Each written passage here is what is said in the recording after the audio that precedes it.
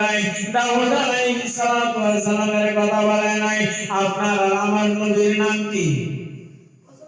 হযরত মুহাম্মদ মুস্তাফা আহমদ মুস্তাফা সাল্লাল্লাহু আলাইহি ওয়াসাল্লাম এমন একজন নবীর উম্মত হইতে পারে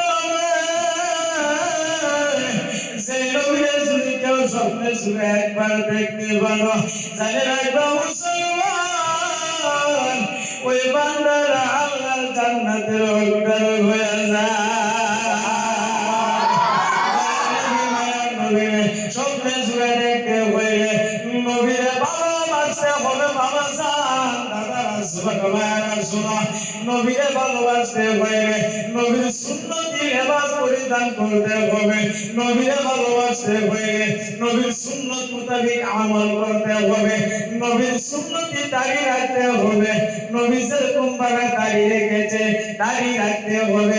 আমার নবী দয়াল নবীর ভাষাভঙ্গি ব্যবহার কতটুকু ভালো ছিল, কত নম্র ছিল, কত ভদ্র ছিল, এমনই হইতে হবে।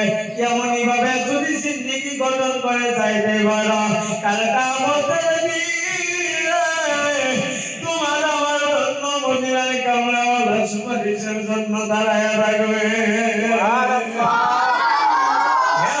নবীর উম্মতের দল, বিশ্ব নবী এমন একজন নবীর উম্মত হইতে পারলে কোনদিন দরখাস্ত দেয় নাই, কারো কাছে বলি না আল্লাহ আমাদেরকে তুমি আগে নবীর উম্মত বানায়া দাও। কোনদিন তো বলি নাই, আল্লাহর কাছে কোনদিন আমরা বলছি না। বলছি কি না? আমরা ফোন মারছিলাম, হ্যাঁ ফোনও মারছি না কারো কাছে।